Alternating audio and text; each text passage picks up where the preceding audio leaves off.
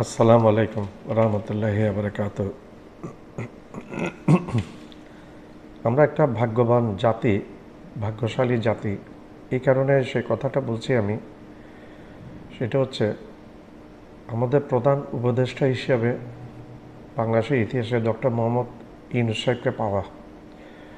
উনি যে কী মাপের একজন মানুষ, কোন লেভেলের একজন মানুষ, সেটা আমরা না বুঝলেও সেটা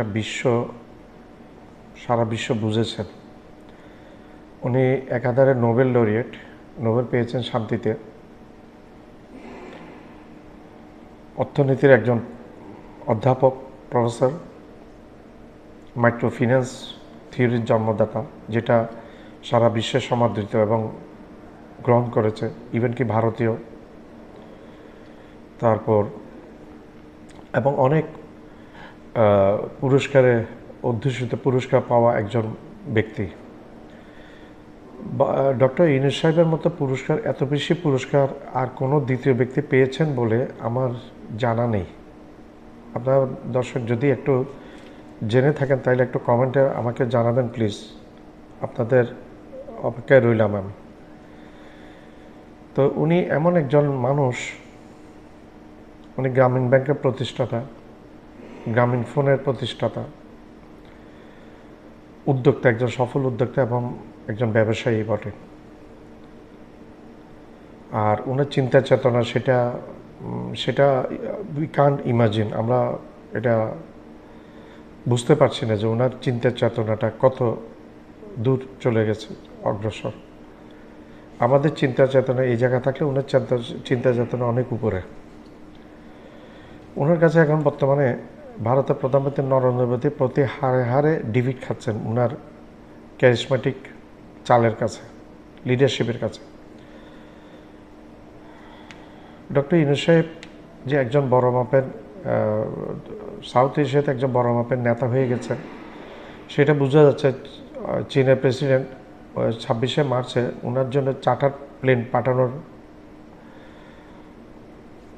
সেই ঘটনাতে। চীন সাধারণত কাউকে এইভাবে সম্মানিত করে না, চার্টার প্লেন পাঠিয়ে।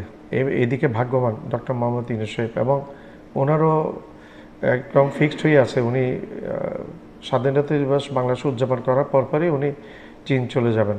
হয়তো সেই চার্টার বিমানে যাবেন অথবা বাংলাদেশে একটা চার্টার বিমানে যাবেন, এটা এখনও ডিসিশন হয়নি। যতদূর সম্ভব আমরা হয়তো চীনা চার্টার বিমানে যাবেন। তো চীন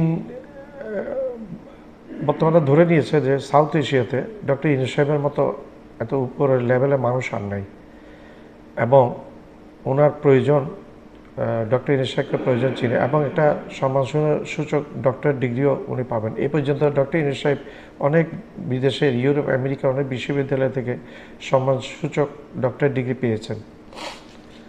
একটু আগেই বললাম আমি, ওনার মতো এত বেশি পুরস্কার পাওয়া ব্যক্তি বর্তমানে দুনিয়াতে দ্বিতীয়জন একজন নাই। সেটা আমি বলেছি, আমাকে আপনারা জানাবেন একটু কমেন্ট করে যদি জানেন। তো সেই ডক্টর মোহাম্মদ ইউনূস সাহেব এখন শোনা যাচ্ছে যে উনি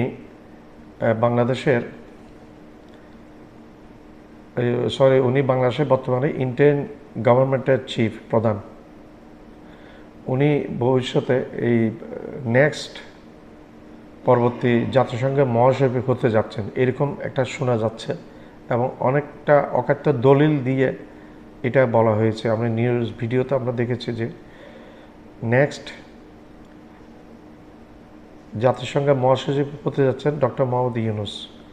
ওনার সাথে প্রতিদ্বন্দ্বী যারা আছেন তারা ওনার কাছে, ওনার কাছে ঘেঁষবে এরকম পর্যায়ের না। তো সেই দিক দিয়ে ইউনূস সাহেব অনেক এগিয়ে আছেন। তো আমরা আশা করবো আমরা আমরা বাংলাদেশিরা অনেক বেশি প্রাউড ফিল করবো উনি জাতিসংঘের মহাসচিব হলে। এই এশিয়া থেকে জাতিসংঘের মহাসচিব ছিলেন বান কি মুন, সাউথ কোরিয়ার। আর দক্ষিণ এশিয়াতে জাতিসংঘের মহাসচিব এই পর্যন্ত কেউ হন নাই। ডক্টর ইউনূস সাহেব হবেন প্রধান ব্যক্তি যদি উনি মহাসচিব হয়ে যান।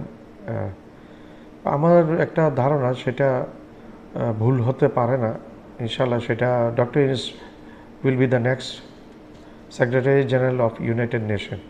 ধন্যবাদ। আমরা যখন গলা ধাক্কা দিয়ে ডক্টর ইউনূসকে বাংলাদেশের রাষ্ট্রীয় ক্ষমতা থেকে সরিয়ে দিয়ে নতুন ভাবে নির্বাচন করে রাষ্ট্রীয় ক্ষমতা আসতে চাচ্ছি, তখন ইউনূসকে হাতছানি দিয়ে ডাকছে জাতিসংঘের মহাসচিব হওয়ার জন্য। ডক্টর ইউনূস হচ্ছেন আগামী জাতিসংঘের মহাসচিব। জাতিসংঘের মহাসচিব হবেন যে এই বিষয়টা কিছুটা পরিষ্কার হয়েছে এবারের জাতিসংঘের মহাসচিবের বাংলাদেশের 4 দিনের সফরে। জাতিসংঘের মহাসচিব বাংলাদেশের মতন একটি ছোট্ট দেশে 4 দিনের সফরে আসেন, এই ইতিহাস খুব কমই আছে। কিন্তু তারপরেও এই মানুষটি 4 দিন বাংলাদেশে অতিবাহিত করে গিয়েছেন। ডক্টর ইউনূসের পাশে উনি যেভাবে দাঁড়িয়েছেন, যেভাবে তারা রোহিঙ্গা ক্যাম্পে রোজা রেখে ইফতার করেছেন, সেই জায়গা থেকে অনেক কিছু ইঙ্গিত করে দুজনের যৌথ বক্তব্যে অনেক কিছু দেখিয়ে দিচ্ছে। বর্তমানে বাংলাদেশের পাশের দেশ মায়ানমারে রোহিঙ্গাদেরকে ফেরত দিয়ে সেখানে আরাকান মুসলিম রাষ্ট্র গঠনের বিষয়ে যে ঐক্যমতে তারা পৌঁছেছেন এবং সেই রাষ্ট্র গঠনের জন্য একটা গুরুত্বপূর্ণ দায়িত্ব পড়েছে ডক্টর মোহাম্মদ ইউনূসের উপরে, এবং সেটা ওনার টেস্টিং দায়িত্বের মতো আমরা ধরে নিতে পারি যে আগামী জাতিসংঘের নির্বাচনটা কখন হবে, কখন নতুন মহাসচিবের দায়িত্বভার শুরু হবে। ডক্টর মোহাম্মদ ইউনূস কেন কি কারণে বলছেন ডিসেম্বরে স্বল্পতম যদি আওয়ামী লীগের বিচার ছোট করে শেষ করে ডিসেম্বরে নির্বাচন হয়, তাহলে যদি সকল রাজনৈতিক দল ঐক্যমতে আসে যে তাদের বিচার কার্যক্রম স্বল্প হবে, তাহলে ডিসেম্বরে নির্বাচন হবে।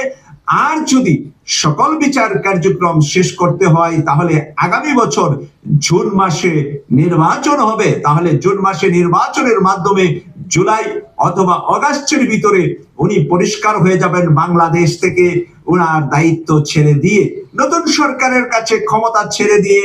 কেন উনি 26-এর জুন মাস পর্যন্ত ম্যাক্সিমাম টার্গেট দিয়েছেন? উনি বাংলাদেশকে চালাবেন 26-এর জুন মাস পর্যন্ত।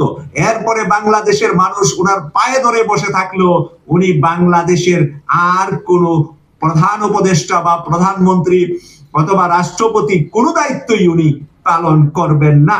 কারণ 26 সালে শুরু হবে জাতিসংঘের নতুন মহাসচিবের নির্বাচন, আর 27 সালের শুরুতে প্রথম দিন থেকে 2027 সালের জাতিসংঘের নতুন মহাসচিবের দায়িত্ব পালনের কার্য দিবস শুরু।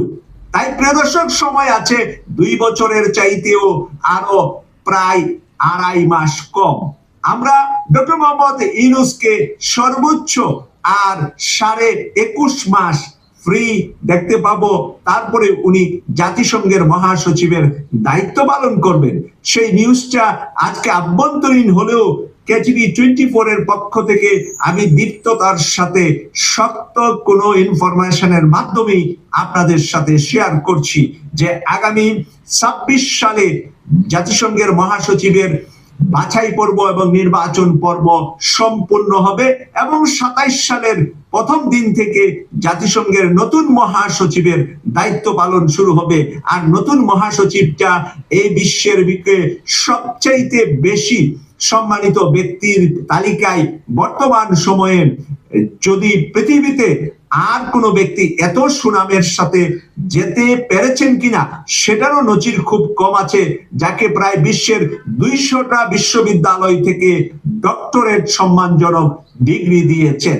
বিশ্বের 200টা শিক্ষা প্রতিষ্ঠান, এর মাঝে ভারতের প্রায় 8-10টা বিশ্ববিদ্যালয় থেকে ওনাকে কিন্তু ইতিমধ্যে ডক্টরেট ডিগ্রি দেওয়া হয়েছে। আমেরিকার ম্যাক্সিমাম, ইউকের ম্যাক্সিমাম এবং পশ্চিমা বিশ্বের বিভিন্ন দেশের ম্যাক্সিমাম এবং সাউথ আমেরিকা সহ আগামী কয়েকদিনের ভিতরে উনি চায়না যাচ্ছেন। চায়নাতে ওনাকে একটি বিশ্ববিদ্যালয় ডক্টরেট ডিগ্রিও প্রদান করবেন। আমার চ্যানেলটা লাইক করবেন, সাবস্ক্রাইব করবেন, শেয়ার করবেন, বেল আইকনটা প্রেস করবেন।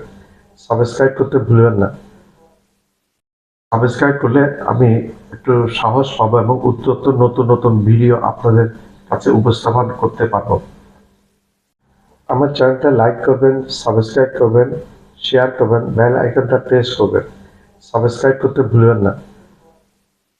সাবস্ক্রাইব করলে আমি একটু সাহস পাবো এবং উত্তর নতুন নতুন ভিডিও আপনাদের কাছে উপস্থাপন করতে পারবো।